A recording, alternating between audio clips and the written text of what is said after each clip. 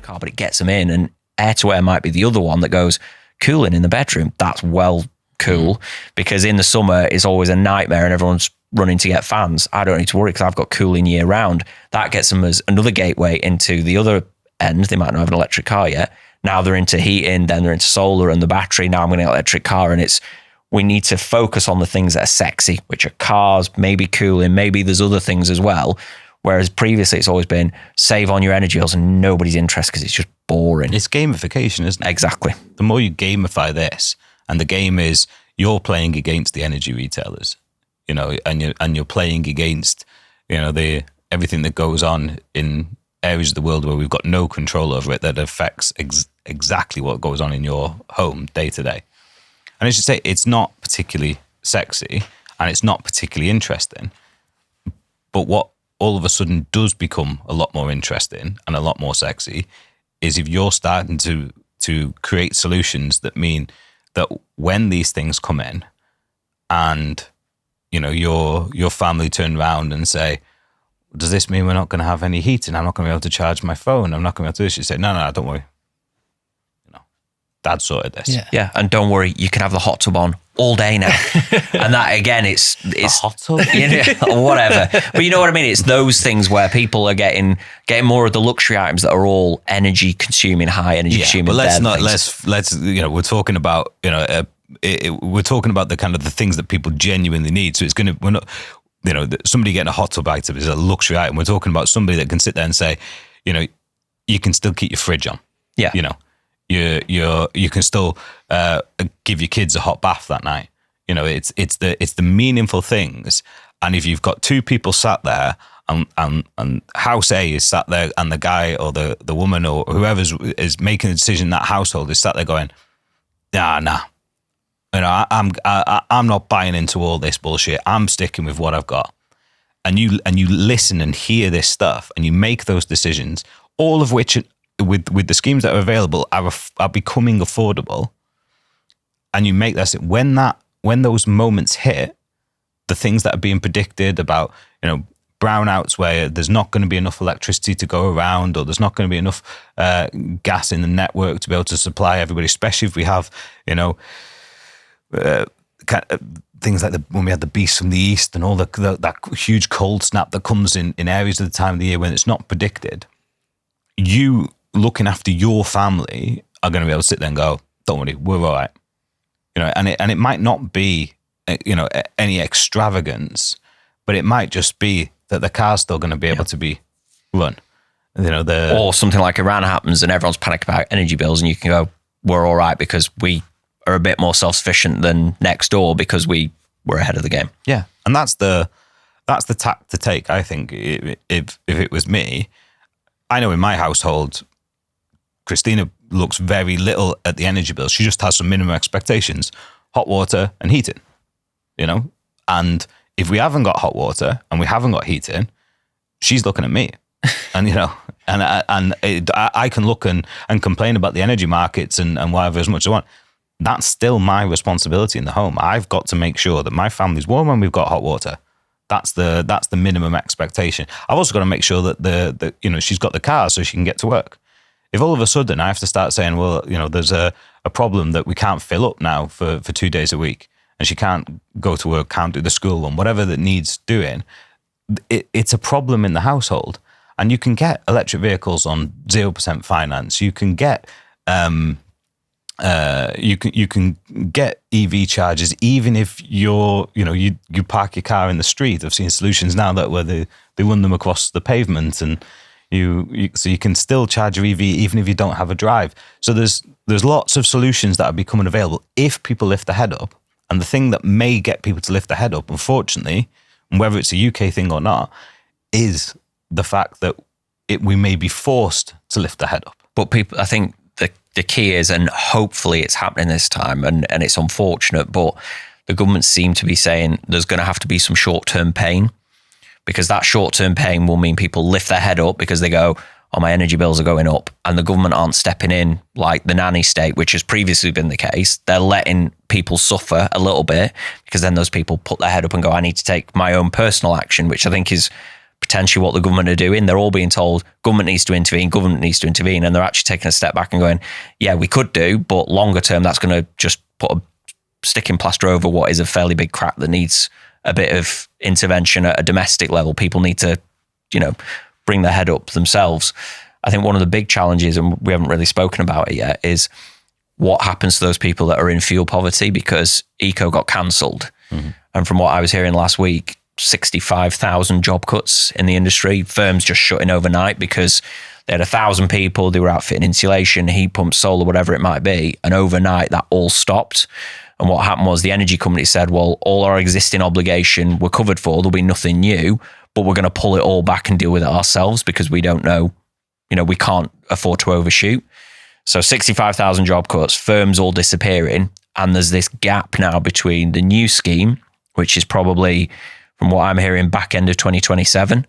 So back end of 2027, there's going to be new fuel poverty funding, which will come from local authority through the, I can't remember what it's called, the local authority grant, but it's all going to be focused on solar and heat pump. So you get people in fuel poverty who are getting solar and heat pump, which is fantastic, but it's 18 months away. Possibly one of the most stupid decisions I think I've ever seen.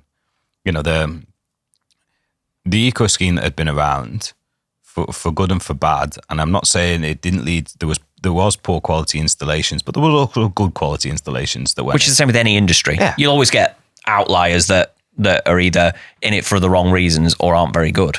But to kill it without having an alternative in place, and unfortunately, and this has happened before with previous governments that have killed initiatives before the other ones come into play, and I'm sure there is an economist somewhere that has calculated that this is the right thing to do, because if we prolong it for another period, then this money that's going to be associated to it won't be there to do it. So I'm sure there's a financial paper reason. Yeah. But what a stupid decision to make in a moment where we've got everything going on, when negatively around the energy market. There was something there for the people who needed it most. I think the problem was at the exact time that they were going to make this decision, you had the press around poor insulation jobs, where insulation, particularly external wall, had been done badly and it was leading to problems. So they had some bad press, and at the same time they were asked to make a decision. So they decided, right, well, let's just cut the whole thing. But what that meant was you had people who were expecting work to be done, or we could have done work under fuel poverty. Whereas to me, in my simple mind, I'd have said, right, look, it's going to need to go for another year before we'll have the next one in place. And yes, we need to accept, just like in any industry, they accept it when they did the COVID loans. When we all got COVID and they said, look, we're going to have to furlough people and we're going to have to issue COVID loans to businesses, bounce back loans, whatever, they expected a level of fraud. And they went, we know there's going to be fraud and there's going to be people that jump in and steal, but for the greater good, we accept that to cover the rest of it, which won't be fraud.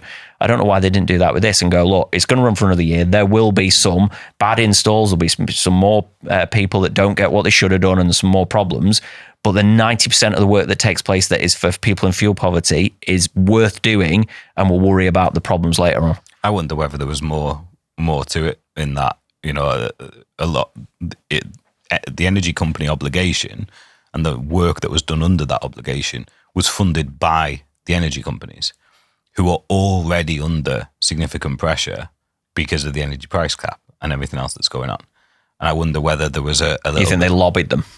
Oh yeah, lobbied them, or put a hand up and said. I mean, you've seen more recently, Greg Jackson's been quite vocal on around the challenges that the energy market is facing, changes they're having to make as Octopus in terms of tariff structures.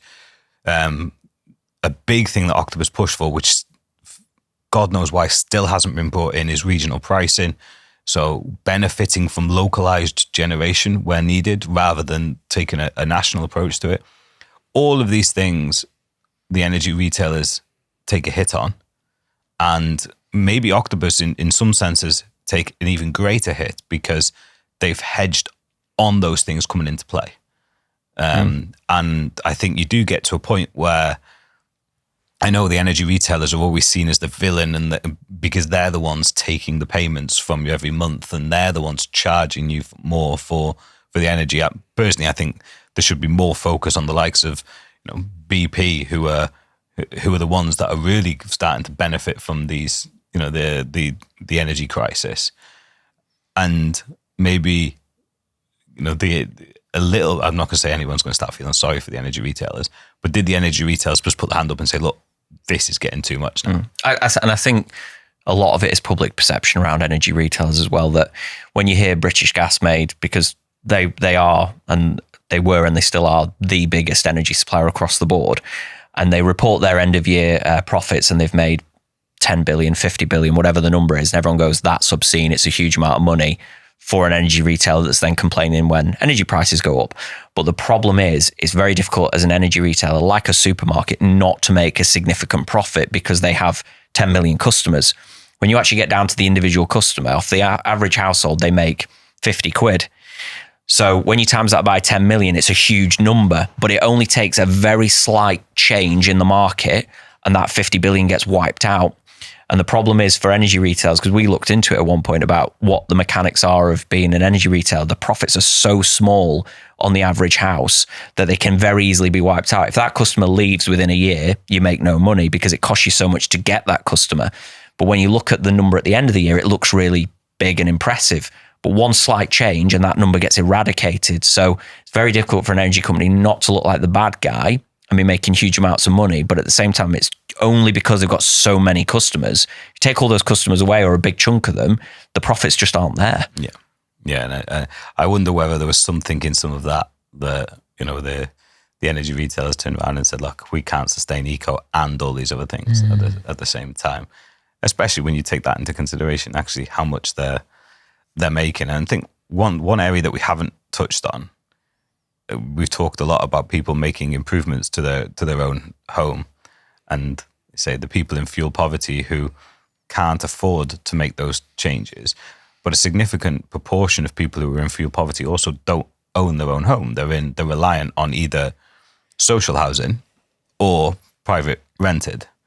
And I think you're in private rented, and from what you've told me, it's a pretty inefficient home. Yeah, it is. It's a very inefficient. Careful home. what you say, because your landlord might watch this. We've pissed off BP so far. Let's not also piss off James's landlord. I think going back to what Tom said a bit earlier on about maybe the average person not necessarily, or at least the average electricity consumer not really understanding their energy costs and bills. I think when I moved in with my partner, she pays about 43 pence per unit overnight and 48 pence per day. So is that because it's prepayment? It's a prepayment meter, and it's a whole... Which she's got no control over. She's got no control over. Because the previous tenant didn't pay or whatever. Yeah, exactly. Yeah. And I think the housing association actually goes out and gets that contract from the electricity retailer, and then because there's only one meter coming into the property, or one electricity connection, if my terminology is correct, and that's being split over all of the other properties within that unit.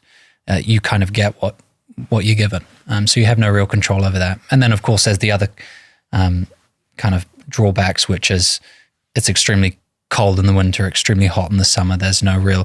They put no energy and effort into making it livable, really. You just kind of... It is what it is. But this is something that's getting addressed in the Warm Homes Plan and the... Yeah, so you've got the minimum energy efficiency standard, so MEES for landlords, which is designed to address this in the worst homes, but again, it's based on EPC, so it's challenging. But I think it's currently based on EPC, but in the Warm Home Standard, they're moving away from EPC to the home energy model, which is a far more accurate methodology for measuring the efficiency of a home. It looks at half-hourly energy usage and energy profiles across the property. So I think we'll get to a much more accurate representation of how efficient those homes are. But that's, I think, a big push coming down the line, because we can talk forever and a day about the people who own their own homes that may or may not make the decision to go and invest in having this technology, even with the subscription schemes that are available, so that maybe the ones who don't have the money in the bank to go and buy it, they still have an option. They might decide not to take it, but there is an option there. Whereas if you're in the situation that you're in, you're beholden to it. And you may not necessarily know how bad a situation you're in until you move into that house and start paying it. Exactly. But I think one thing about the Warm Homes Plan, which is really exciting, at least for people in my position who currently are in this situation with the landlord, is the opportunity to maybe buy a house one day, move into it, and have access to grants and zero cost funding. And I think what the government is doing right is giving the opportunity for homeowners to actually make the change and live a more comfortable life using the renewable technologies and grants that are becoming available. But I do think someone needs to represent the landlords in the room, so I'll do that. And that is what you can't do, and we're at risk of doing, is hammering everybody in the supply chain. So at the moment, landlords are currently getting a bit of a rough deal because you've got lots of changes around all the legislation around renting, and at the same time, minimum energy efficiency standards, and at the same time, adding national insurance to what they can to what they pay in terms of tax, which is a lot of which will stimulate landlords to saying, well, I'm not going to be a landlord anymore, and I'll just dump the houses onto the market, especially if it avoids having to spend thousands on energy efficiency standards. And what we don't want to do is end up with lots of poor quality housing being dumped on the market because landlords don't want to meet energy efficiency standards. So some of it has to fall on the government to help. It can't just be dump it on everyone lower down, which is the same with like grants or the government helping. But what we can't have is the government not saying, right, how do we fix a long-term problem, which is where things like banks and lenders come in, because otherwise you're just going to get people going, well, I won't do it and I'll just exit the market. And then we get no houses to rent because the market gets flooded and they all get sold and they're not energy efficient. Yeah. Again, I reckon the energy retailers and the landlords will likely fall into the same pot because... Oh yeah, there's no sympathy for landlords because everyone sees a landlord is someone with lots of money, whereas the average landlord in the UK is actually a couple that are planning for retirement that instead of investing in a pension, bought 2 houses that they rent out but didn't have a pension. Everyone goes, well, if you've got a pension, you're not rich, but if you've got 2 houses and no pension, you're rich. And that's the problem. It's all about perception. So I completely agree that there needs to be minimum energy efficiency standards, but it can't just be on landlords. It has to be across the board. So that's why it's important that new builds meet a minimum standard, rental properties meet a minimum standard, and private properties. If everyone is in the same boat, then nobody's being unfairly penalised. It's true. And actually, if you apply it across the board, and we've seen today on BBC News have come out with the news that there's going to be 2028 new builds, yeah. 2028 new builds have to have solar, have to have heat pumps. Yeah. And what we'll see is an increase in installation capabilities. We'll see an increase in demand. So therefore, the manufacturers will speed up and get more product into the Hopefully country. costs will come down. Well, that's the key, isn't it? Economies of scale will bring the costs down for all of these. It'll all become normalized. Those who don't have it will then have more access to it. And hopefully then for the landlords that do have to make those improvements, the leap won't be as big. And also people get used to the technology. It will, people at the moment, if you move into a house, whether it's rented or you buy one and it's got solar or a heat pump or even an electric car charger, it's new. It's potentially a technology that you haven't had an interaction with.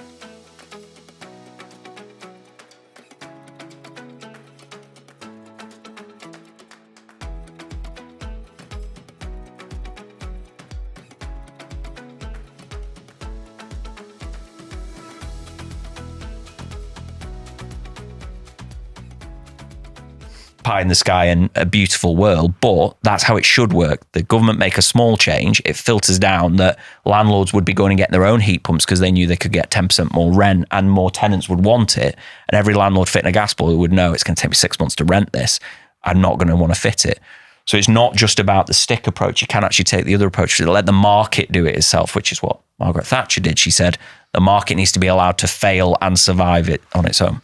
Well, maybe it's one of the things that we worked on under the Green Homes Finance Accelerator project, where within the Heatio home app, and you can connect a home and you can see its smart meter data and its energy usage data, and actually starting to move that so it's visible to the new tenant or homeowner moving in.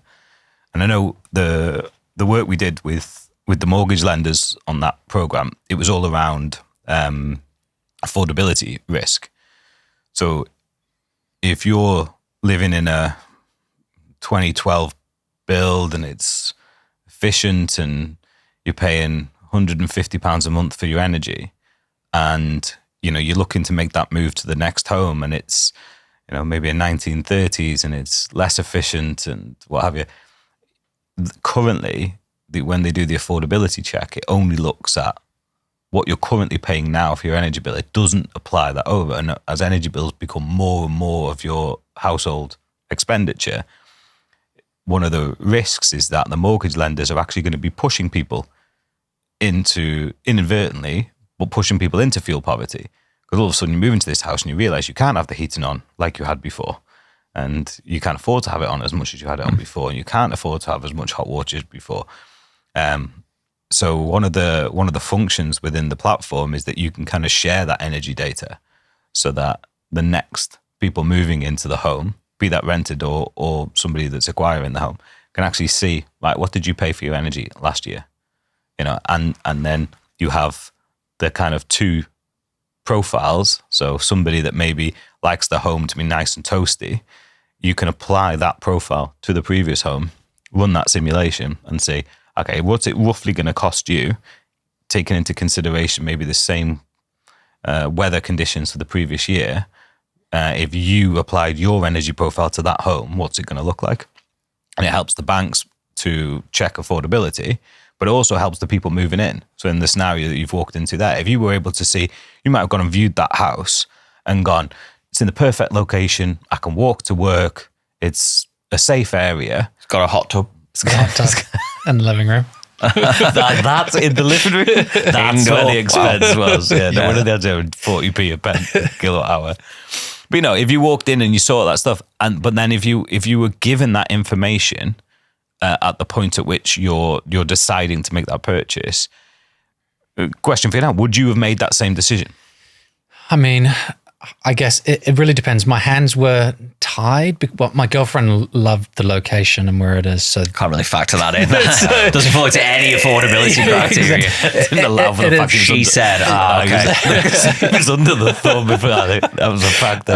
But I mean, for me, the most direct correlation is I was paying £150 per month in winter at my previous property. Now I'm paying $300. You actually feel it when you move into the new property and you start to pay that power bill. You start to go, what? This is a massive impact on what I earn. But also, you don't know, correct me if I'm wrong, but you don't know if that's because of the property you've moved into or because of a different change. Like, are you paying £300 a month because of Iran or because of something in the market or because you're using more energy or because you've taken the exact same situation and just moved into a different house? Without having visibility of the information, what is the reason you're paying $300 a month? Because you've just intimated that it's because you're in the house you're in.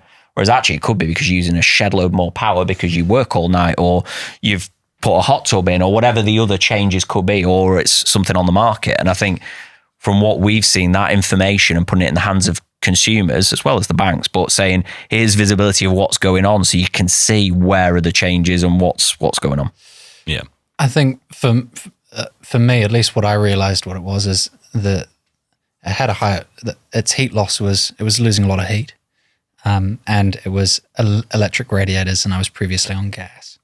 So actually moving into a property that had just electric radiators and lost a lot of heat, the energy price was almost double. I'm paying 40 odd p, which is pretty poor. Which is But you've got no option to switch away from that. No, so that it's up to the decision of the building managers or the building manager. They will then go out and find a new electricity contract, and then that price will be distributed to every flat in the building.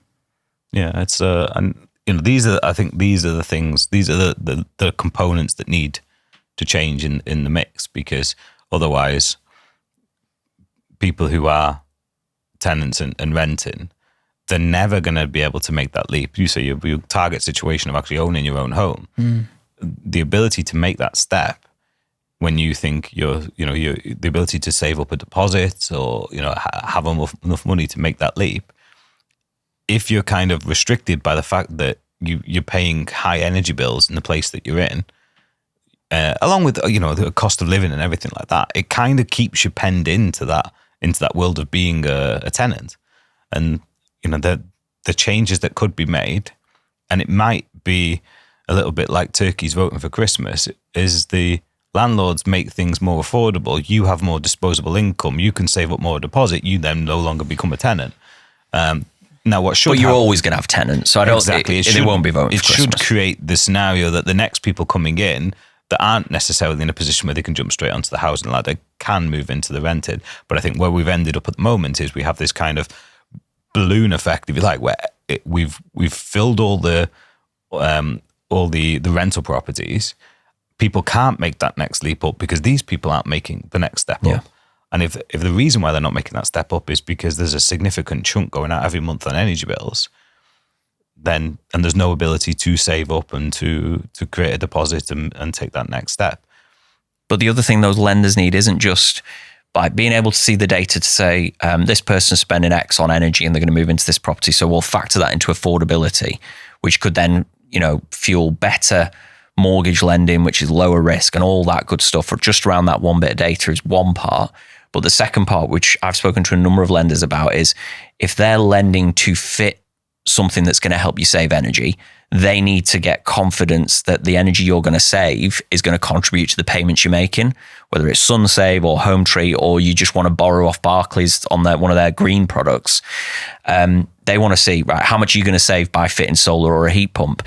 And if you're in a really efficient home and you're then going to go and fit solar heat pump, your savings could be very, very small because you're already doing really well. Whereas if you're in a really old house and you're spending a lot on energy, your savings could be really high. But seeing that information makes a big impact on how much they'll lend, because they don't want to lend you all the money to fit solar for you to save £10 a month, because then the chances of you not saving £10 a month because the sun didn't shine and then you're having to dip into money that you weren't prepared to pay for it runs the risk that you're going to default and they're going to get higher risk lending. So all the data contributes to better lending decisions to the right people to get the right stuff. Again, that's kind of crucial and one of the key factors around why we wanted to build the Heatio home app. Exactly. Because that ability to truly measure the impact of the energy saving improvement down to a very granular level, down to half hourly energy usage, down to the performance of the technologies that have gone in, enables the lenders to be able to build confidence, lend at a more competitive rate, and do it en masse. And as you say, it opens up those opportunities with, like the project we worked on with Perena Bank, where it's a longer term mortgage, but if they fund the upfront cost of having these technologies installed and can then demonstrate that there's been a significant consumption and carbon saving, they can move that mortgage into a green bond, which allows them to lend at a much more competitive rate. You start to unlock some of those things by monitoring homes, monitoring the performance, even activating energy management, which makes sure that the system operates in the way it should. You start to unlock all those aspects and you start to build them into mortgage products, into finance products going into homes, even into new build homes. Then you start to see how that data can actually start to transform how the market operates in the future as well. Mm-hmm. And I think coming more onto the product side, one of the things that's just been announced is they're going to start allowing plug-in solar products on the market. So you'll be able to go on Amazon, buy a solar panel, one panel that you can hang over a balcony, or a battery that you can just plug in, and it'll be allowed, whereas previously we've had issues with the actual electricity market in the UK hasn't allowed for it regulatory-wise. So that big change allows people to sort of build up to bigger systems. So rather than saying, right, you can either have solar on your roof, which is 10 grand and is a load of panels, you could buy a panel at a time and hang them over your balcony and slowly build up to energy security and energy efficiency. You're tapping into that part of the market where capital or even lending is a big problem. And a rental, because you can take it with you. If you've got a solar panel hanging over the balcony, you can take it to the next one. Yeah. Or put it back on eBay. That was the case we talked about with the solar subscriptions, that you could actually, you could move it to the next property, couldn't you? Yeah, I believe you can move it to the next property. Yeah. At least back home in New Zealand, the way that we had it is you'd pay a set fee and maybe about £500, and they would actually uninstall it and then reinstall it at the next property, which was considerably cheap, obviously, for a full solar installation or reinstallation. But I believe with SunServe, they might have that as an option. Yeah. I think it was, you can move it, but what they'd rather do is people moving into your property keep it, and you go and get another one, and then they've got two. Yeah. So that you transfer the license the subscription over to the new home and just go again. Yeah. Whereas this is physically, you have a solar panel hanging over your balcony, you just unplug it and take it with you. It's pretty cool. It is pretty cool. I wonder how much value that provides, and how would they set it up? Do they connect it straight into their switchboard or something? I don't know. So from what I gather, and I'm no portable solar panel installer technician, but he's going to have a go at explaining it anyway. I'm going to have a good go at talking down to those that do. It'll literally be, you go on Amazon, you order a solar panel, hang it over the balcony, and just plug it in. Really? And it's literally that, or a battery and plug it in. I mean, yeah, I mean, the list of things that I hope that is not the case. Look, I got that straight from Miliband, so I can't. From Miliband, sorry, Ed. Oh God, I can't see that. I can't see that being the case. I mean, just from a safety perspective alone. But we'll wait to see what the detail is that comes out around the plug and. Well, it was literally today, so and you would be an ideal guinea pig because you could put one over your balcony. Yeah, that won't be happening. And again, for safety reasons alone, the balcony backs onto Logan's bedroom. If he starts going out and starts going, oh, what do these cables do? And all of a sudden gets hit with DC electric for his body, I don't think Christina's going to be over the moon. So let's maybe not advocate at this stage for DIY kits for homes. Even though the government are, but yeah, fine. Yeah. I'm sure there'll be some horror stories that come out about that. But I think we've got some genuine solutions available in what we've covered today. With, it would be great even if, I don't know, we get plenty of negativity on this show because we talk about, the switch to renewable energy. And, I don't think any of us sit here saying, this is all about climate change. I know for me personally, it's about people being able to afford to live comfortably. And by that, I mean, have the heating on, not have to sit there and be cold because they can't afford to have the heating on. Be able to have enough hot water so that your kids go to school after having a warm bath the night before. I don't think they are things that should receive criticism. I'm not saying we're not above criticism, but what we're trying to advocate for is people being in a position where they can afford to have affordable warmth in their home and fair access to heating and hot water. And the way, I think, as Heatio and from the conversations we had, the way we believe that can be achieved is through electrifying your home.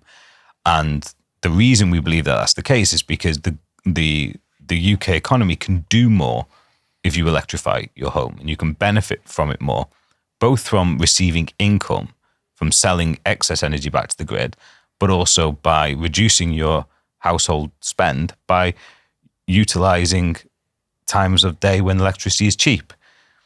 Historically, it has not been affordable. So we could talk forever and a day about how great this would be, but if you're struggling for heat and hot water, the answer isn't go and find £15,000 to do it.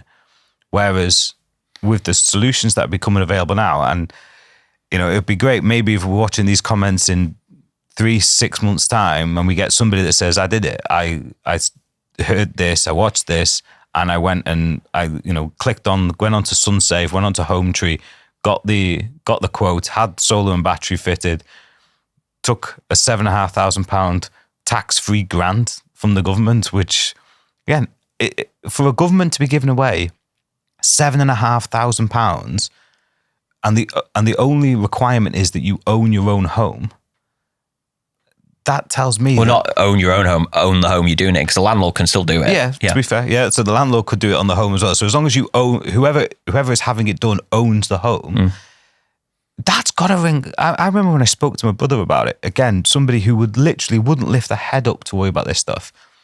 And in a passing conversation, I mentioned about £7,500. He's like, so that's not like means tested. I don't have to be on benefits. I was like, no. He's like, the immediate thing that went on in my head, something bad's going to happen.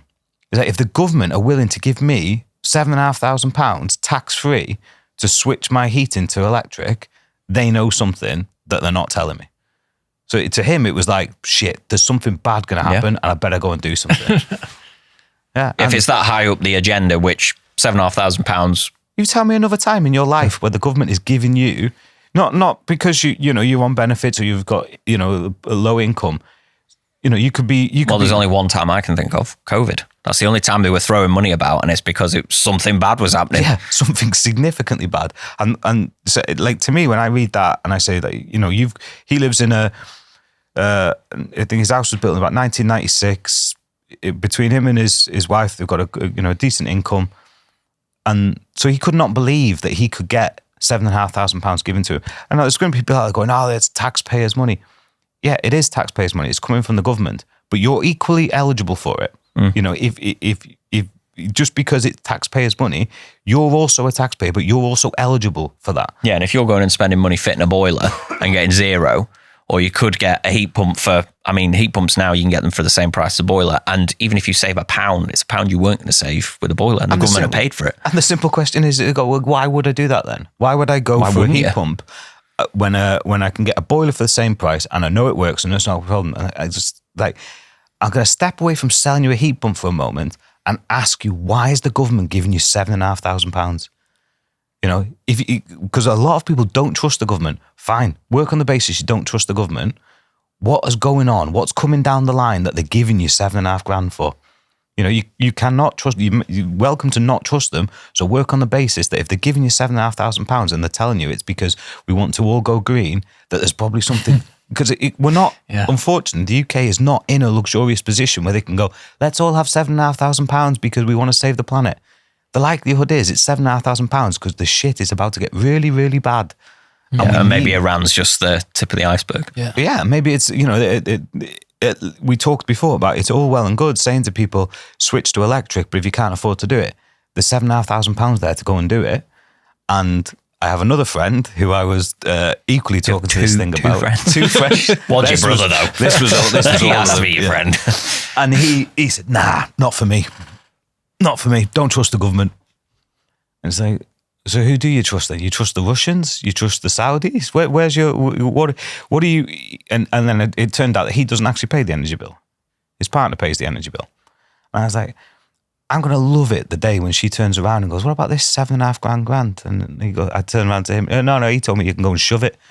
Not interested, doesn't trust them as your energy bills are going up through the roof or you can't afford to have your heating on anymore. When this opportunity is there now to go and do this, maybe your boiler is due to be replaced and you could go solar, battery, heat pump, all in at maybe £2,500. £3,000, and you might have to take out a loan for that £3,000 contribution. And then the worries start to go away. And whether that's scaremongering or not, because we're assuming what's going to happen down the line. But if you safeguard yourself away from that. Yeah, and also if we call them the sensible government, but one of the sensible governments is saying this now, we're going to give you £7,500 because we know something's going to come down the line and we need you to get off it now because we won't be able to protect you in the future. Is it not better to take that while you can before a government potentially comes in who's not been in government before, no names, who comes in who wants to rip everything up and get everybody really reliant on gas because they don't care about the problem that's coming down the line and they won't care when you can't afford to have your heating on because they're more bothered about bigger topics like who's coming into the country. They just blame it on previous governments as well. Yeah. Or so maybe we take it while we can. Well, I think it's there. Yeah. If it wasn't a real thing, if the government wasn't bothered about whether you do or don't have a heat pump, then it'd just be like, well, there's an expensive alternative there. If you want it, go for it. If you don't, stay on this. Why? Which was 20 years ago. It was, yes, there are heat pumps, but they're expensive. And same with solar, it was more expensive. And then gradually it's got more and more, no, you need to do this. Wink. Yeah. It couldn't be a bigger wink. Please do it. There's something bad's going to happen. And we tried at £5,000, now it's $7,500. Do it. Yeah. Okay, do air to air if you have to, just do it. Do something so that you're not cold when this gets really, really bad. Yeah. Well, that's probably even more of an example because they were like, give them £7,500, but at least, we're going to be doing the wet system. Now it's like, okay, give them the grant and still do this. Do they still have to do loft installation? No, just get them to do it. Whatever you need to do. We'll worry about that later. And I think with the air to air introduction as well, they're They're still planning on giving the £7,500 grant, I think, aren't they? I think air to air is 2.5 because air to air is so much cheaper anyway. Well, that's the installation market that's going to be backing that up is basically every aircon installer in the country. Yep. So we're not going to be kind of in this situation where, you can't get hold of a heating engineer, you can't get hold of an accredited installer. These aircon engineers are already up and down the country working with this technology day in, day out. So as soon as that starts getting the tick to say there's a grant now available for it, their domestic installations are going to go through the roof. Mm-hmm. But you mentioned about you hope that in the future people come on and go, I did what you were talking about. I went and got these things. What I think would also be pretty cool is someone that went, I didn't get to that point yet, but what I have done is gone on Heatio, seen my energy use, and I made some changes. I got visibility. I saw I was using energy at 3 a.m. because the TV was coming on or whatever it might be, or I switched to a better tariff because you showed me which tariff was better for me. So just, although the end game is we want people, we all want to be self-sufficient and in control, which means electrification. It means having tech that we are in control of, not foreign powers or the government or importers. There are small changes along the way that are stepping stones, which might be buying things or it might just be making behavioral changes. Well, that's what one of the benefits of the Heatio app. First of all, it's free. So the Heatio home app is completely free. You can go on there, you can connect your home, you can connect your smart meter if you've got one. You can run simulated savings based on your actual energy usage. So it'll say if you go for solar and a battery, heat pump, solar battery and heat pump, what impact would it have on your energy bills? But then you'll also be able to find installers through there in your region who can fit these things, and also what grants you're available for, and you can check your grant eligibility. So you can kind of do it all from the comfort of your own sofa to an incredibly accurate level, and then go and find the installers, get your quotes, and that's because first step towards control is visibility. Mm-hmm. What we're trying to do is give that visibility, say, show you what's going on, so you can then start to take control and decide, what am I going to do next? What's first for me? And as you go through that transition and you have the technologies installed, you can then connect them to the platform to monitor its performance. So both you and the installer get visibility of what the system's doing once it's in. So kind of if it's meant to operate this way and it's not, why is it not? And the installer can come back out and make tweaks and changes to get it to operate in efficiency. We've got some home energy management functionality being brought in at the back end of this year, where we'll actually be able to start controlling the batteries and the heat pumps to make sure you're getting maximum efficiency in those off-peak periods of the day. And you're actually feeding into the wider ecosystem, because the more accuracy we can get of this house type, this usage profile, and this is what it looked like in the real world, pre and post installation, the next household that comes along their predictions will learn from your house that's gone through the models. So you're feeding the accuracy of these models, which in turn will bring more energy, green lenders into the market, because they'll have that confidence to lend against these decisions. So it's but that's the thing we found consumers were talking about most that we spoke to, wasn't it, James? Which is that visibility was their biggest challenge. That all of this talk about energy and energy use, and the energy companies who they felt were sharks, they were out to get them, they were beholden to them. Their energy bill went from £150 to £300, they just had to pay it. Yeah. The biggest common theme was, I don't have visibility. There's no transparency. I can't see what's going on. I can't see whether my situation is good, bad, indifferent. I can't see what could be different, what the future could look like. They couldn't see anything. Mm-hmm. And that's where we focused Heatio, which is how can we put as much control, Paddy McGuinness, put it in their hands. They've got the power to see what's going on. I also think when you're looking at that data as just a normal consumer at home, you're almost confused at what you're reading on your power bill or how you actually take in that information.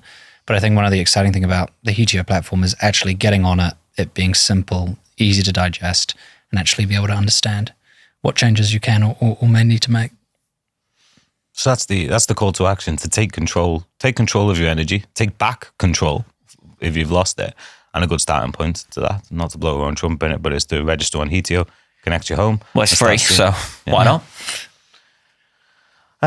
Okay, before we wrap up, the heat pump show coming up in April over in Newark. We'll be exhibiting there. We've also got a couple of panel talks on kind of the future of heat pumps and the heat pump market, and some really great guests on the panel as well. Not to blow your own trumpet, but that means no, I've found out I'm not a guest. I'm a host. I'm a host. But doesn't that mean that people can turn up unfiltered, unvetted, and ask anything they want of you? Yeah. Yeah. No, not directly me, of the guests. I will be hosting it. But they could ask you and you... Yeah, there is actually an iPad function where you ask the questions. So I will be in control of the iPad to make sure those questions... Or they could just shout it out. But the point is, people can come and see you in Newark on set days. We know, like, security. Somebody's going to be involved in that. You will be there if people want to ask you or just tell you what they think. Yeah. Hopefully some of those TikTok comments don't turn up. And this is Newark. I'm not going to go specific on the date. Sometime in April. Sometime in April, the guy you've been having a fight with on TikTok will be at a said location without his bodyguards. Yeah. Without his bodyguards. You're coming, aren't you? So I'm going to be the one shouting. Okay. Cheers, gents. Thank you very much. Do it again soon.